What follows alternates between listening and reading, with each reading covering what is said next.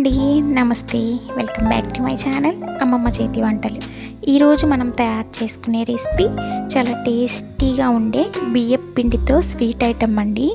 పిల్లలు ఏదైనా స్వీట్ అడిగినప్పుడు ఈ విధంగా హెల్తీగా ఈజీగా తయారు చేసుకోవచ్చు. కేవలం 1 కప్పు బియ్యంతో ఇంటిల్లిపాది ఇష్టంగా తినే ఈ బియ్యం పిండి స్వీట్ని ఎలా తయారు చేయాలో ఈరోజు చూద్దాం. తయారు చేయడం కూడా ఈజీ ప్రాసెస్లో కేవలం 10 మినిట్స్లో తయారు చేసుకోవచ్చు.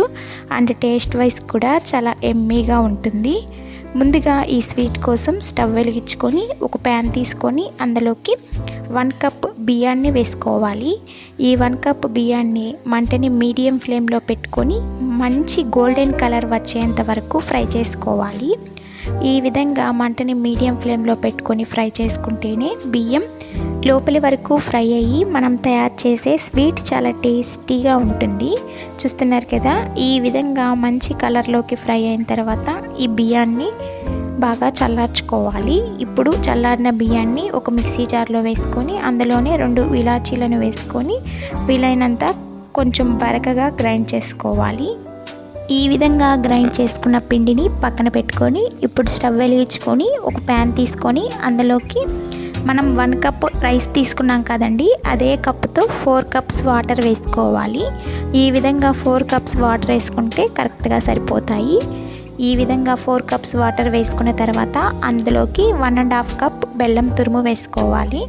ఈ బెల్లం అంతా బాగా కరిగేంత వరకు బెల్లాన్ని కరిగించుకోవాలి. ఎటువంటి పాకం అవసరం లేదు. బెల్లం ఈ విధంగా కరిగిన తర్వాత అందులోకి మనం ముందుగా గ్రైండ్ చేసి పక్కన పెట్టుకున్న ఈ బియ్యం రవ్వని వేసుకుంటూ మంటని మీడియం ఫ్లేమ్లో పెట్టుకొని ఎక్కడ ఉండలు అనేది లేకుండా కలుపుతూ మిక్స్ చేసుకోవాలి. ఈ విధంగా మంటని మీడియం ఫ్లేమ్లో పెట్టుకొని మిక్స్ చేసుకుంటేనే పిండి నీట్గా మిక్స్ అవుతుంది. ఈ విధంగా నీళ్ళన్నీ అబ్జర్వ్ అవుతున్న స్టేజ్లో 1 టేబుల్ స్పూన్ నెయ్యిని వేసుకోవాలి. నెయ్యిని వేసుకొని మరొకసారి బాగా మిక్స్ చేసుకోవాలి. మంటని మీడియం ఫ్లేమ్లో పెట్టుకొని ఈ ప్రాసెస్ అంతా చేసుకోవాలి. హై ఫ్లేమ్ మీద పెట్టుకుంటే మాడిపోతుంది. ఈ విధంగా మంటని మీడియం ఫ్లేమ్లో పెట్టుకొని కనీసం ఒక 10 మినిట్స్ అన్నా ఈ బియ్యం రవ్వని బాగా కుక్ చేసుకోవాలి. ఇప్పుడు మరొక 1 టేబుల్ స్పూన్ నెయ్యి వేసుకొని ఒకసారి బాగా మిక్స్ చేసుకొని స్టవ్ ఆఫ్ చేసుకోవాలి. ఈ విధంగా నెయ్యిని వేసుకోవడం వల్ల మనం తయారు చేసే స్వీట్ చాలా టేస్టీగా కమ్మగా ఉంటుంది. ఈ విధంగా మిక్స్ చేసుకున్న తర్వాత స్టవ్ ఆఫ్ చేసుకుంటే ఎంతో టేస్టీగా కమ్మగా ఉండే బియ్యం రవ్వతో స్వీట్ రెసిపీ రెడీ. పిల్లలు కూడా చాలా ఇష్టంగా తింటారండి. అప్పటికప్పుడు 10 మినిట్స్లో ఈజీగా తయారు చేసుకునే ఈ స్వీట్ రెసిపీ రెడీ.